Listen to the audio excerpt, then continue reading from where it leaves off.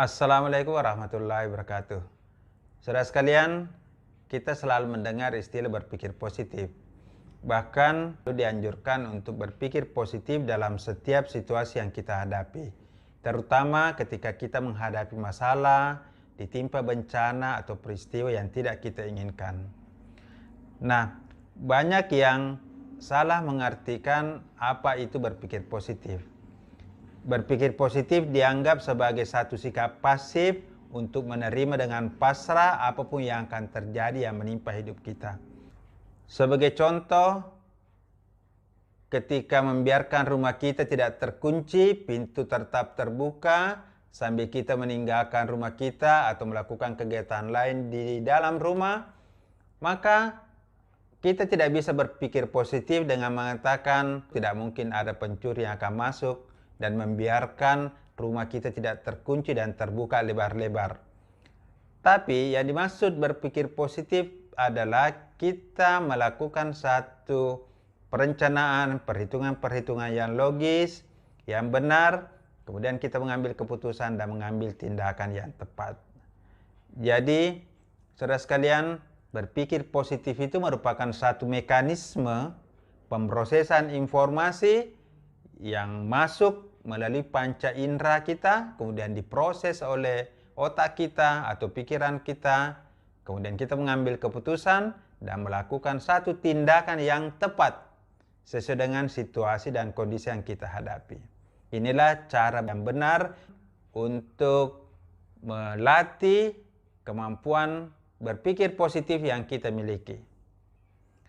Yang pertama, kita menjaga informasi, gagasan-gagasan yang kita terima, yang betul-betul positif, yang betul-betul bermanfaat dalam hidup kita. Informasi yang memberikan nilai tambah, informasi yang menambah pengetahuan kita, menambah keterampilan kita, menambah wawasan kita, menambah jaringan kita. Informasi-informasi positif seperti ini harus kita miliki, harus kita upayakan, sehingga inilah yang menjadi input yang akan masuk di dalam pemikiran-pemikiran kita. Jadi, berpikir positif harus kita mulai dengan cara memilih informasi yang tepat sesuai dengan nilai guna dan manfaat dari informasi yang kita butuhkan. Ini yang pertama. Yang kedua, kita belajar untuk melakukan analisa, mempertimbangkan dengan seksama manfaat, nilai guna dari setiap informasi yang kita terima. Ada kalanya kita tidak bisa menghindari informasi yang sampai kepada kita. Misalnya pada saat kita berinteraksi dengan teman, pada saat kita membuka media sosial, pada saat kita menonton televisi, pada saat kita ngobrol dengan teman-teman komunitas, ada-ada saja informasi yang bias, informasi negatif yang mungkin kita terima.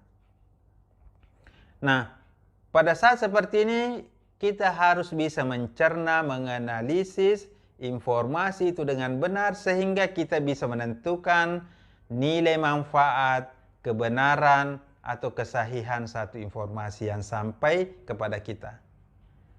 Ketika kita sudah menganalisis dengan cermat, maka informasi yang bermanfaat, informasi yang sehat, informasi yang bernilai guna akan kita simpan dan dapat kita teruskan kepada orang lain. Namun, informasi yang kita pandang sebagai hoax, sebagai berita bohong, sebagai berita-berita negatif yang menyesatkan, yang hanya merugikan diri kita maupun orang lain, harus kita hentikan, harus kita tolak, atau paling tidak informasi itu berhenti di tangan kita. Jadi inilah pentingnya untuk menjaga pikiran-pikiran sehat kita, pertimbangan-pertimbangan rasional kita ketika mengambil satu keputusan terhadap daya guna satu informasi, kita bisa menilainya secara objektif dan secara benar. Inilah cara berpikir positif yang kedua. Saudara sekalian, cara berpikir positif yang ketiga adalah kita bisa melihat manfaat atau sisi-sisi positif dari segala peristiwa yang ada di depan kita atau kejadian-kejadian yang kita alami. Karena tidak mungkin seluruh kejadian yang ada di depan kita akan berlangsung sesuai dengan keinginan kita. Begitu pula peristiwa-peristiwa yang kita alami dalam hidup kita sendiri tidak mungkin 100% sesuai dengan apa yang kita inginkan. Oleh karena itu, ketika kenyataan yang kita hadapi berbeda dengan apa yang kita inginkan, maka pikiran kita harus bisa mengambil pelajaran, bisa mengambil hikmah, bisa melihat sisi-sisi positif dari apa yang terjadi pada diri kita maupun apa yang ada di sekitar kita. Misalnya, ketika Anda mengalami satu kecelakaan lalu lintas, ini bisa menjadi satu bahan evaluasi agar di masa yang akan datang, kita hati-hati dalam mengemudikan kendaraan, bisa lebih taat pada aturan-aturan berlalu lintas, atau lebih empati kepada pengendara lain dengan memberikan jalan kepada pengendara lain lebih dulu, lebih sabar, lebih disiplin, lebih taat. Ini berarti kita mengambil hikmah, manfaat, atau pelajaran positif dari peristiwa yang tidak kita kehendaki.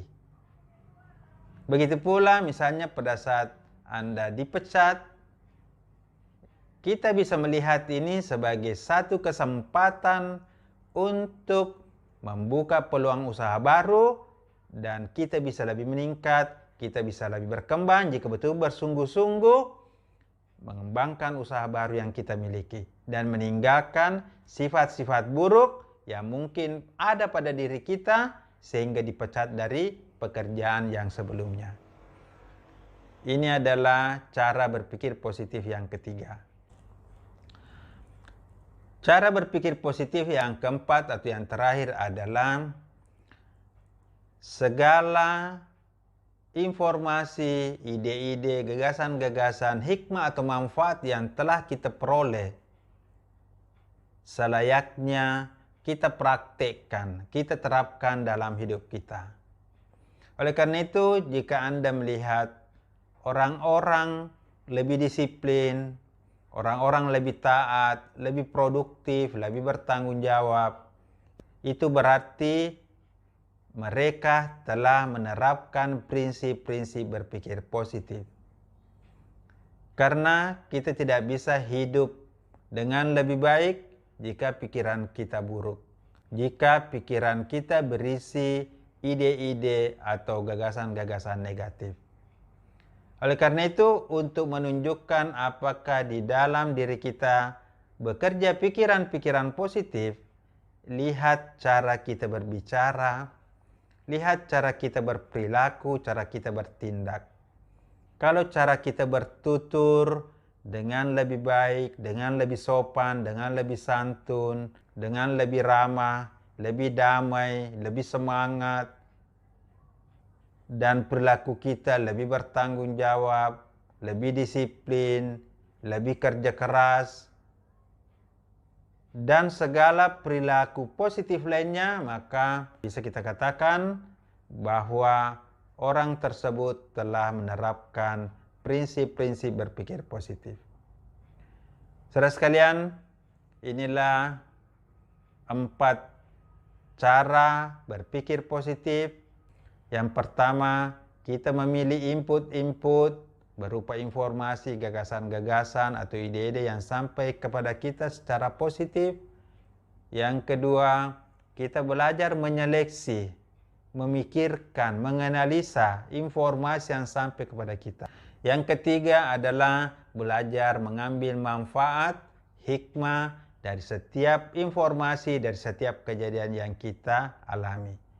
Dan yang terakhir, kita menerapkan nilai-nilai kebaikan itu di dalam kehidupan kita, sehingga apa yang kita ketahui, apa yang kita pahami, itu betul-betul bermanfaat untuk diri kita dan juga untuk orang-orang dan lingkungan sekitar kita. Demikian, semoga bermanfaat. Wassalamualaikum warahmatullahi wabarakatuh.